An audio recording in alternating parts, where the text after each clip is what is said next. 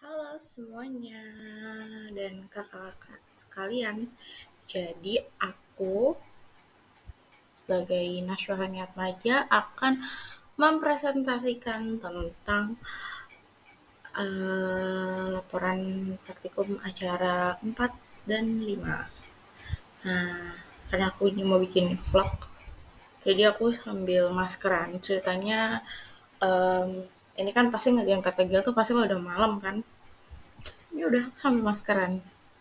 Oke. Bersama teman-teman aku di sini ada Luna, ada Maila, ada Olive. Nah, latar belakang dari acara 4 ini dilaksanakan untuk memperoleh gambaran tingkat kemampuan lahan dan diklasifikasikan menjadi 8 lahan. Klasifikasi kemampuan lahan itu sebuah proses penilaian secara sistematis yang diklasifikasikan ke dalam beberapa kategori nih, berdasarkan potensi dan faktor pembatas dalam penggunaan lahan. Tujuan dari acara 4 ini untuk memetakan kelas kemampuan lahan berdasarkan LMU pada area kajian kami, yaitu di Wonosobo, Jawa Tengah. Data yang digunakan pada acara 4, tentunya ada 4 juga. Yang pertama tuh ada peta administrasi wilayah, peta LMU, peta tutupan lahan, dan syarat tumbuh tiap spesies. Kemudian untuk metodenya ini ada berapa ini? 1, 2, 3, 4, 5. Yang pertama dengan menyiapkan data yang dibutuhkan untuk overlay, kemudian add semua data yang dibutuhkan ke dalam ArcMap, kemudian intersect semua data untuk mendapatkan irisan atau potongan data, kemudian select polygon atau daerah yang dipetakan, lakukan scoring untuk penentuan kelas, kemampuan lahan, dan yang terakhir jelas layouting. Kemudian ini ada peta kelas kemampuan lahan Kabupaten Wonosobo yang sudah kami olah dan didapatkan seperti ini.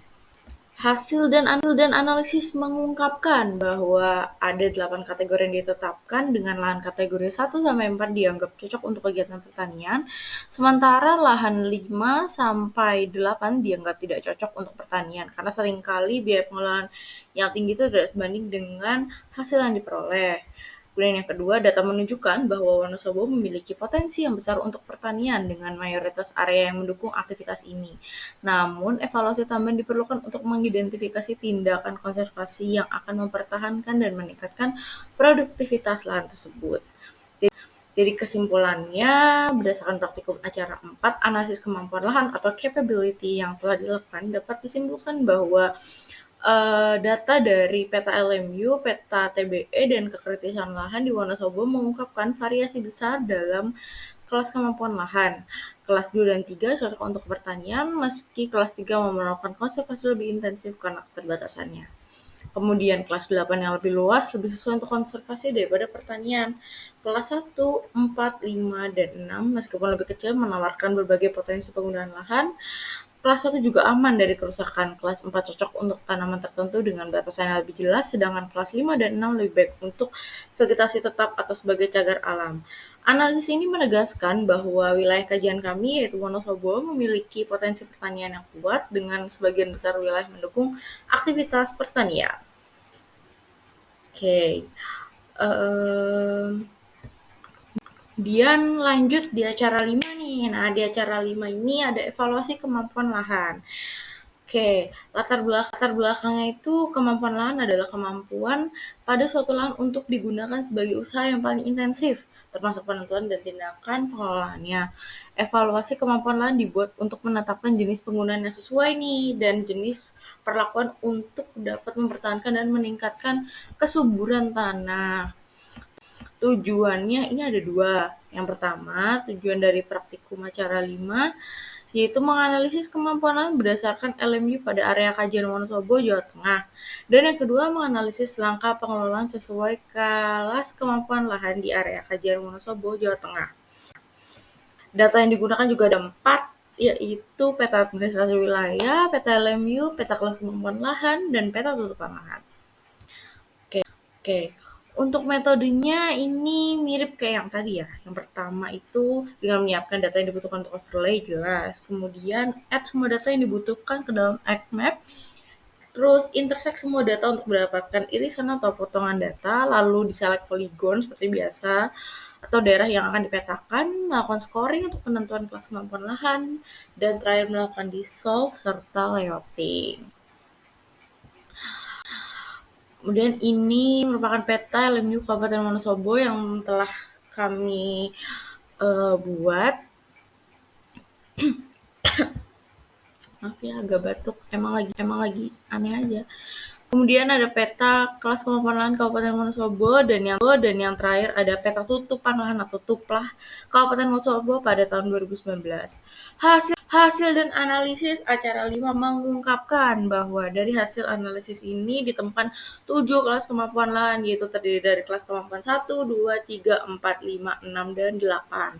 Pada setiap kelas terdapat beberapa faktor pembatas, diantaranya adalah lereng landai sampai curam, kepekaan erosi tanah sedang, erosi ringan sampai berat, kerikil dan batuan banyak, dan tekstur tanah kasar meliputi tekstur pasir berlempung dan pasir saja. Apabila dilihat dari tingkat erosi yang terjadi pada setiap kelas topografi yang ada, terdapat 4 tingkat erosi, yaitu erosi ringan, sedang, berat, dan sangat berat. Di LMU, curah hujan tahunan berada di sekitar 2.001 sampai 2.500 mm dan bahkan melebihi 2.500 mm.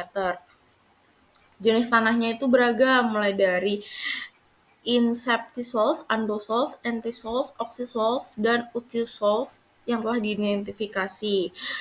Kemudian dari 7 faktor penghambat pembatas dalam kriteria klasifikasi kemampuan lahan ini berhubungan langsung dengan jenis tanah di Kabupaten Wonosobo.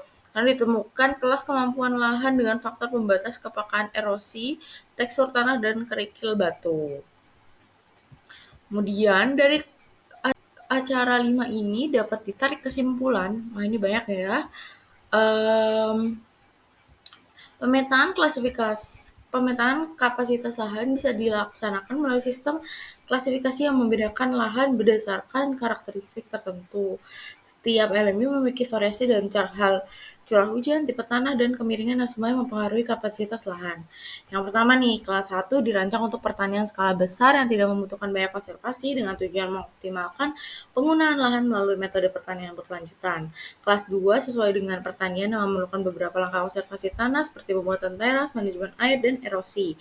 Kelas 3 menuntut konservasi tanah yang moderat, pengaturan drainase dan rotasi tanah untuk mempertahankan kesuburan tanah. Kelas 5 lebih tepat untuk kegiatan non-pertanian atau pertanian skala kecil dengan mempertimbangkan penanaman tanaman penutup untuk mencegah erosi. Kelas 5 berfokus pada konservasi tanah dan air, ideal untuk hutan lindung atau wilayah konservasi alam. Kelas 6 direkomendasikan sekali untuk kegiatan kehutanan atau penggunaan lahan lain yang tidak memerlukan manajemen intensif dengan penerapan strategi pencegahan erosi dan pengelolaan vegetasi. Dan yang terakhir ada kelas 8 memiliki keterbatasan yang sangat besar untuk pertanian dan berkelanjutan dan lebih sesuai upaya untuk konservasi lingkungan dengan prioritas utama pada perlindungan ekosistem dan rehabilitasi alam. Nah, jadi gimana nih teman-teman? Teman-teman udah ngerti kan sekarang acara 4 dan 5 itu ngebahas apa?